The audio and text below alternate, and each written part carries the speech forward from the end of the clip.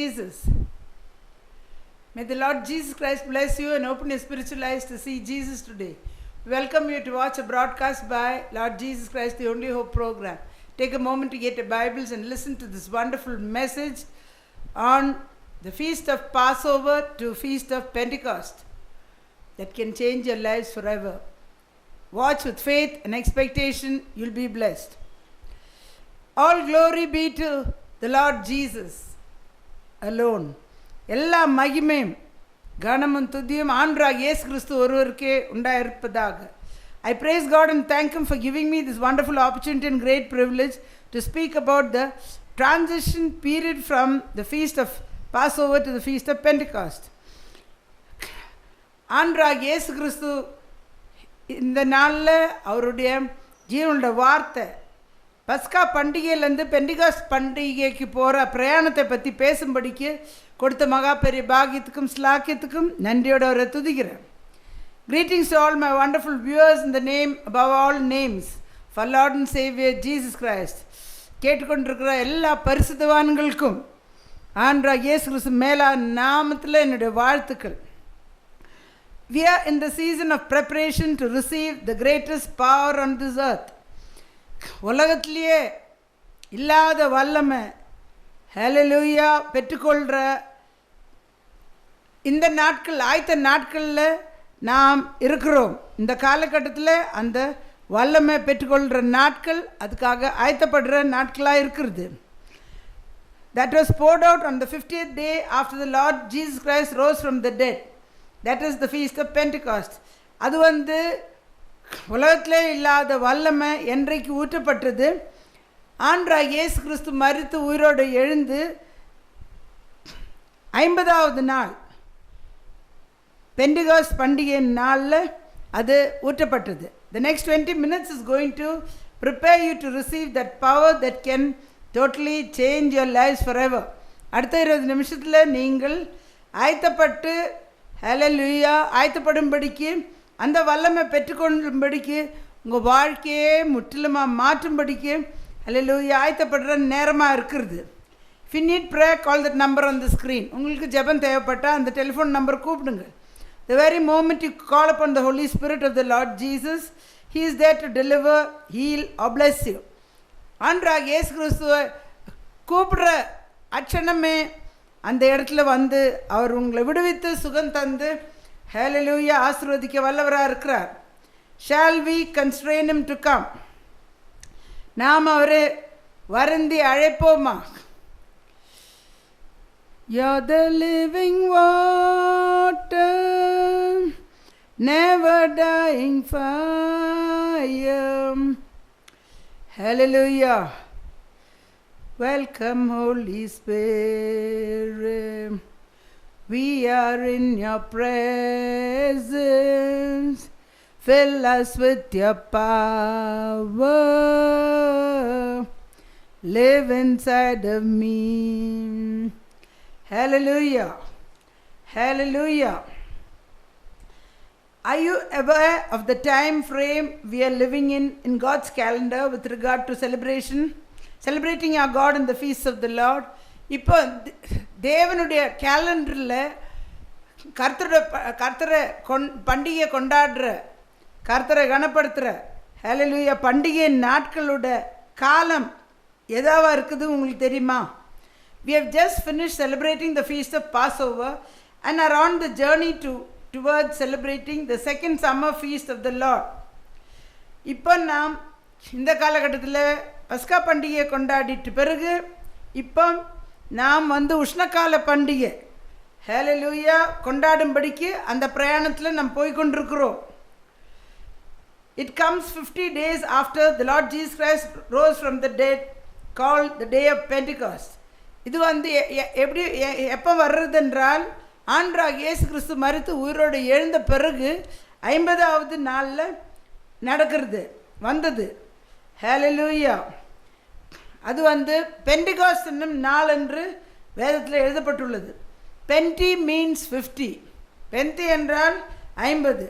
Many people call their churches Pentecost Church. But it is not the name of a church, but the name of a day that came 50 days after the resurrection. அநேக ஜனங்கள் வந்து அவங்க சபையில் பெந்தகோஸ்து சபைன்னு பேர் வைக்கிறார்கள். அது வந்து சபையோட பேர் கிடையாது. அது வந்து ஒரு நாள், 50வது நாள் ஆண்டவராகிய இயேசு கிறிஸ்துவின் உயிர்த்தெழுதல் பிறகு. Very very significant things have happen on this day. முக்கியமான காரியங்கள் அந்த நாளில் சம்பவித்து இருக்கிறத வேதத்தை வாசிக்கிறோம். Old Testament prophecies fulfill, especially the pouring out of the Holy Spirit on all flesh through Joel the prophet.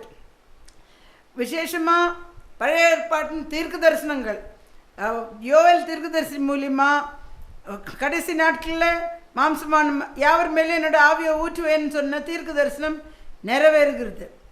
In Joel chapter 2 verse 28 and 29, and it shall come to pass afterward that I will pour out my spirit upon all flesh, and your sons and your daughters shall prophesy, your old men shall dream dreams, your young men shall see visions. யோவேல் தீர்க்கதரிசன புஸ்தகம் 2ஆம் அதிகாரம் 28-29.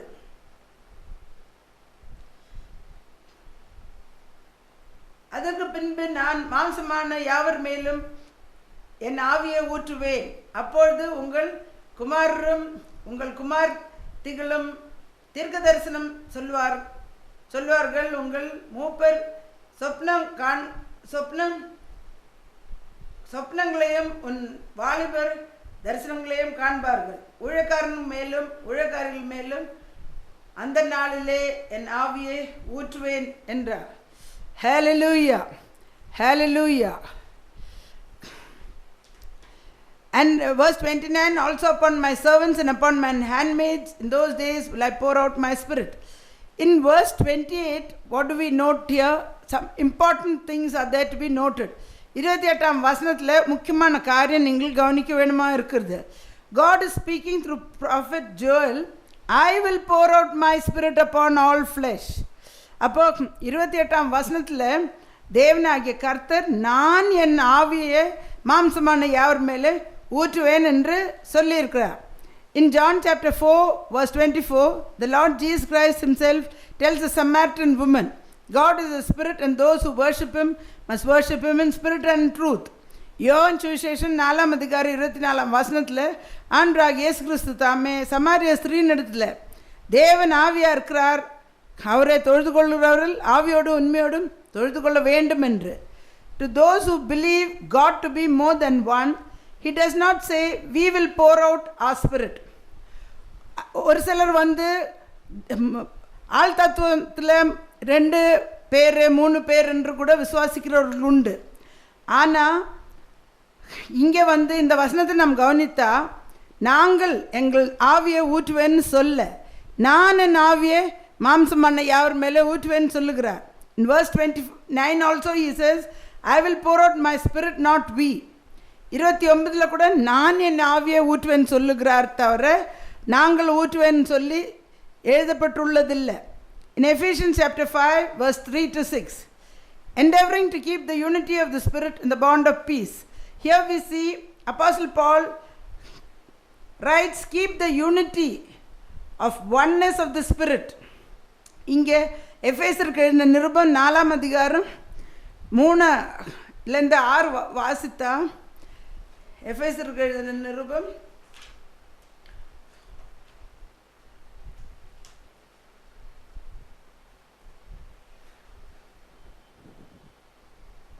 4ஆம் அதிகாரம் ஹல்லேலூயா 3-6, சமாதான கட்டினாலே ஆவியின் ஒருமையை காத்து கொள்வதற்கு ஜாகிரதையாய் இருங்கள். Hallelujah. Here we see that Apostle Paul writes, keep the unity of oneness of the spirit. அப்போ இங்கே என்ன அப்போஸ்தலன் பவுல் என்ன எழுதுகிறார் என்றால், ஒருமையை காத்துக்கொள்ளும்படிக்கு ஆவியின் ஒருமை காத்துக்கொள்ளும்படிக்கு ஜாகிரதையாக இருந்து. Not trinity or triune or 2 persons. இங்கே திருத்துவமோ திரியேகத்துவமோ 2 பேரோ இருக்கிற மாதிரி எழுதப்பட்டு இல்லை. Verse 4 says, there is one body and one spirit, even as you are called in one hope of your calling. அப்போ 4ஆம் வசனத்தில் நாம் என்ன வாசிக்கிறோம்? உங்களுக்கு உண்டான அழைப்பினாலே நீங்கள் ஒரே நம்பிக்கைக்கு அழைக்கப்பட்டது போல் ஒரே சரீரமும் ஒரே ஆவியும் உண்டு. ஹல்லேலூயா.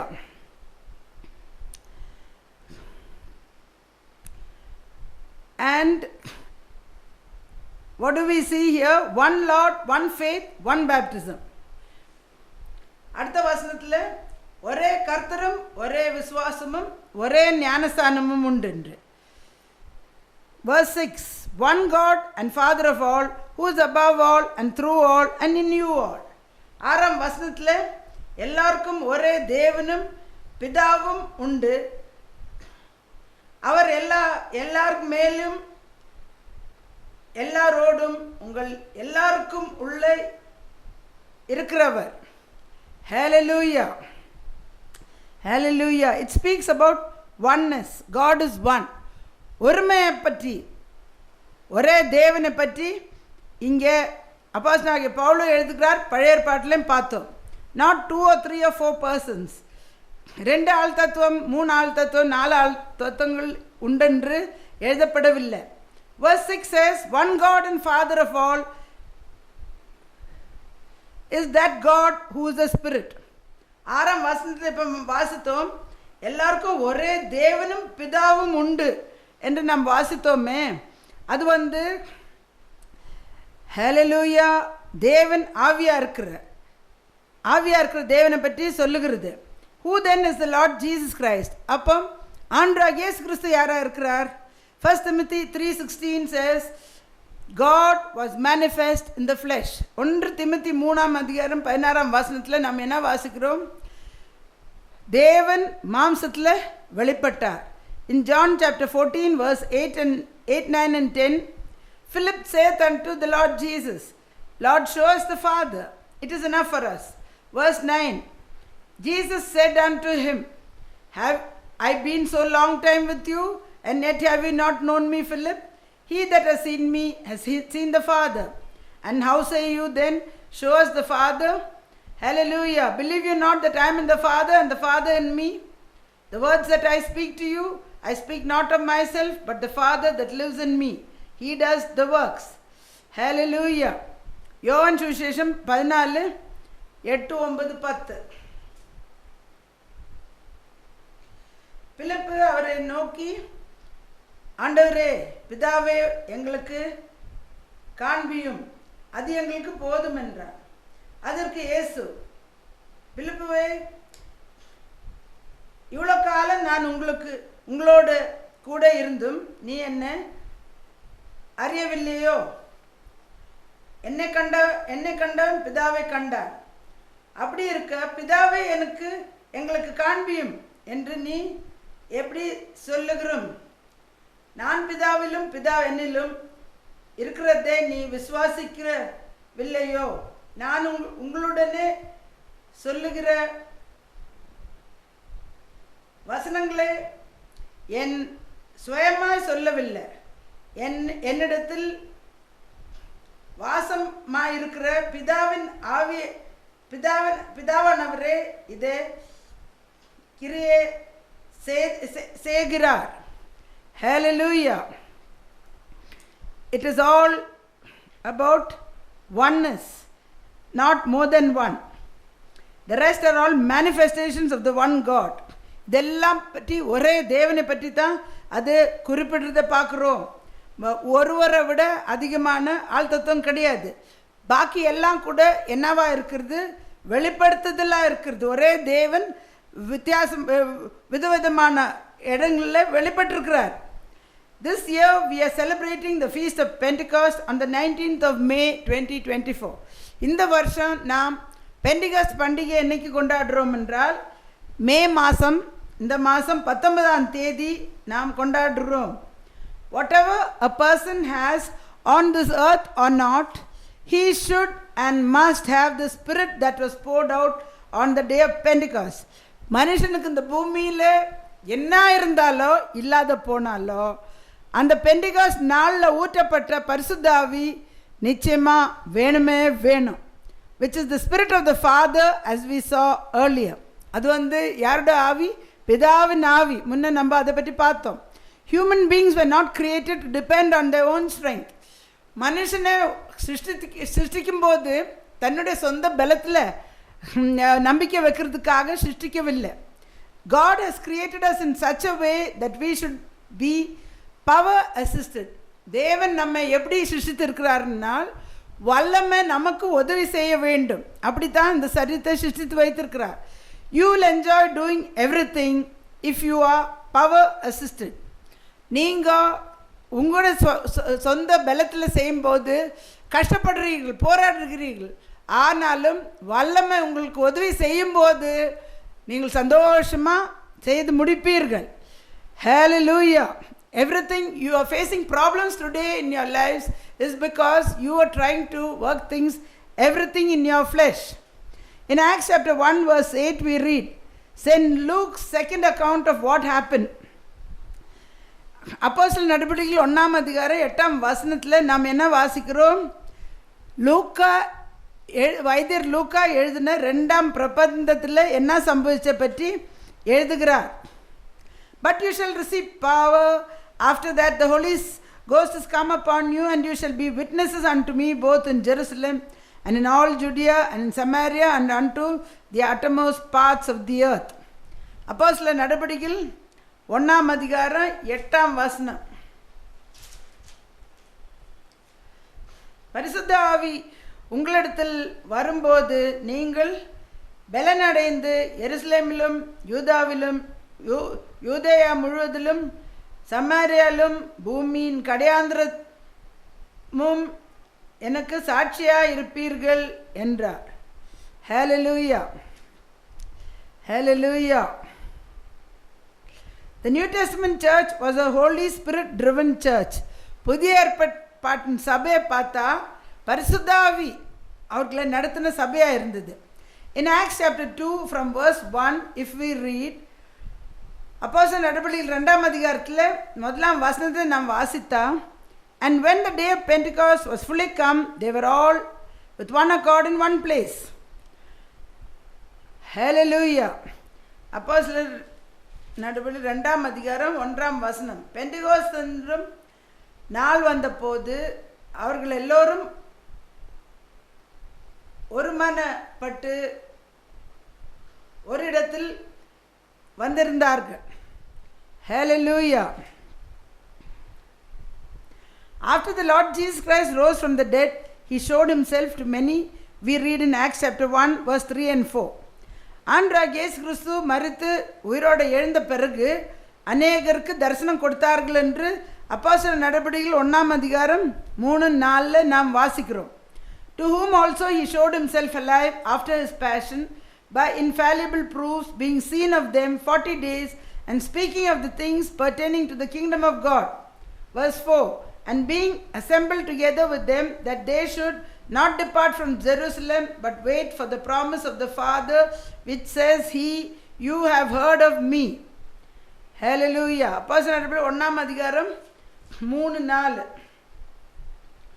அவர் பாடுபட்ட பின்பு 44 நாளளவும் அப்போஸ்தலருக்கும் தரிசனமாகி தேவனுடைய ராஜ்யத்தை குறித்தவைகளே அவர்களுடனே பேசி அநேக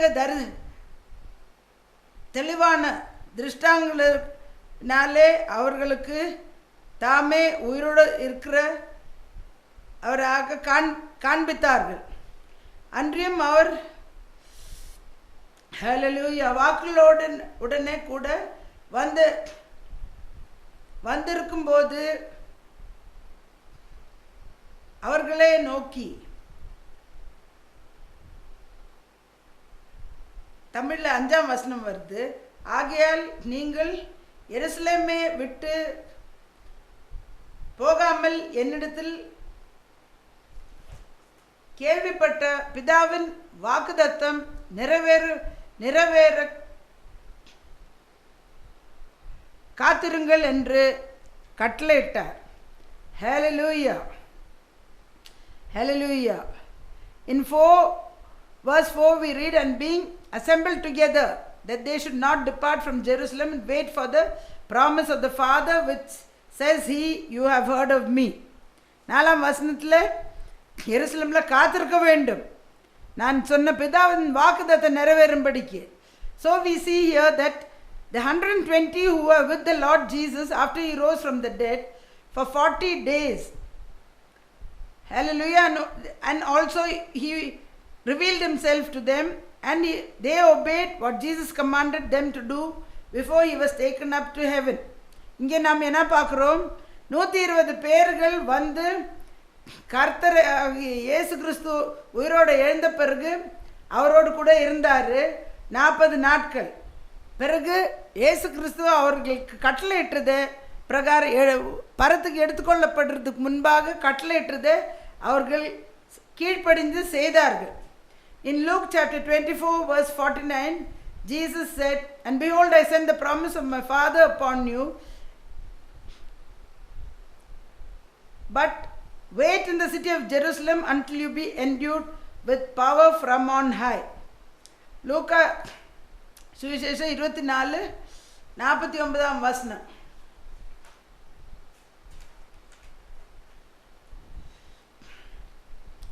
என் பிதா வாக்குத்தத்தம் பண்ணினது இதோ நான் உங்களுக்கு அனுப்புகிறேன், நீங்களோ உன்னதத்திலிருந்து வரும் பெலனால் தரிக்கப்படும் அளவுக்கு எருசலேம் நகரத்தில் இருங்கள் என்றார்.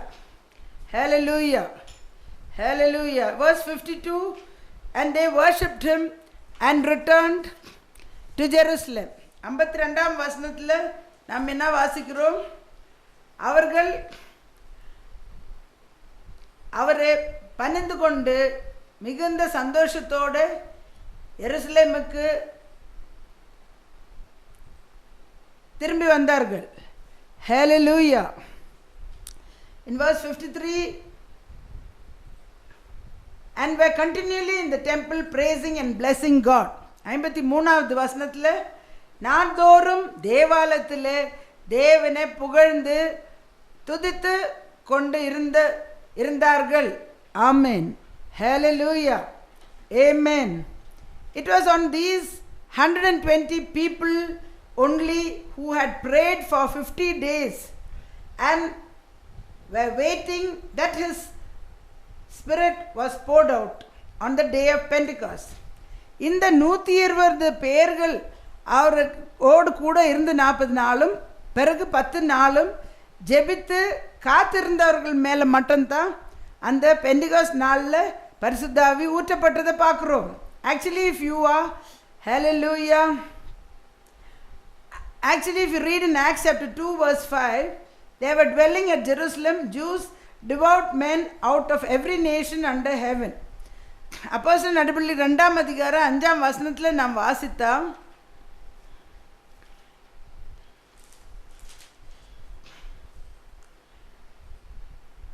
வானத்தின் கீழ் இருக்கிற சகல தேசத்திலும் இருந்த வந்த தேவ பக்தியுள்ள யூதர்கள் அப்பொழுது எருசலேமிலே வாசம் பண்ணினார்கள்.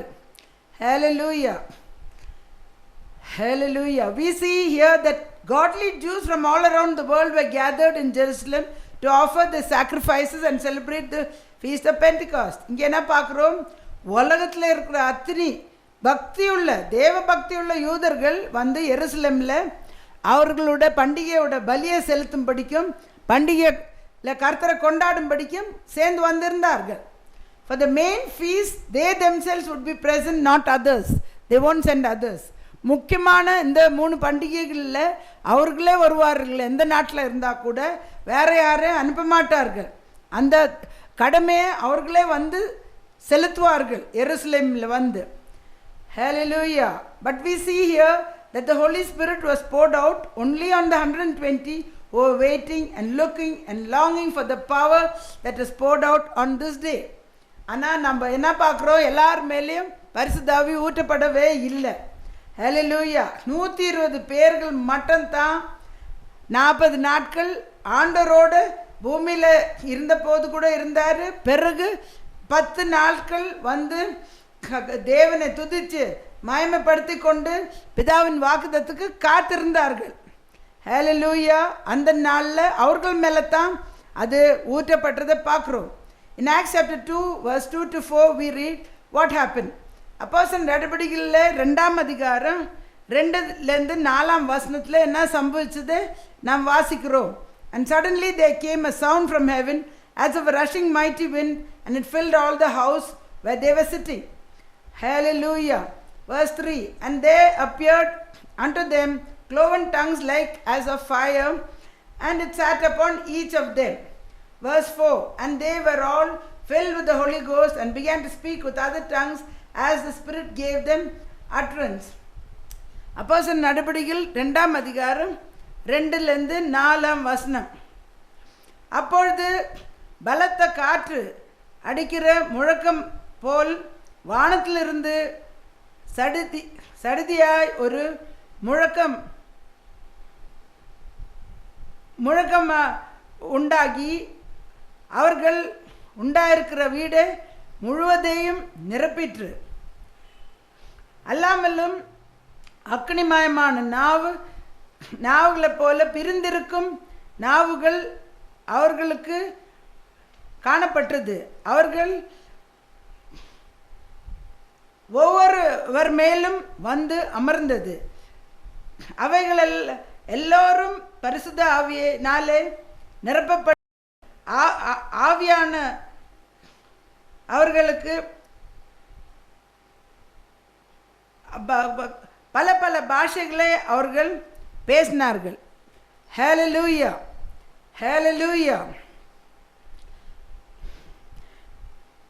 We read that a mighty rushing wind blew from heaven right through Jerusalem.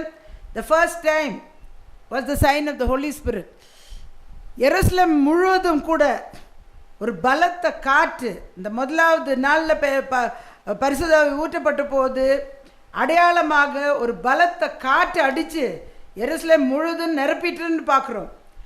Our hearts are fireplaces for the Holy Spirit, and before the fire came, a mighty wind had to come to blow away all the ashes and all the trash and the rubbish and plant that flame, that fire.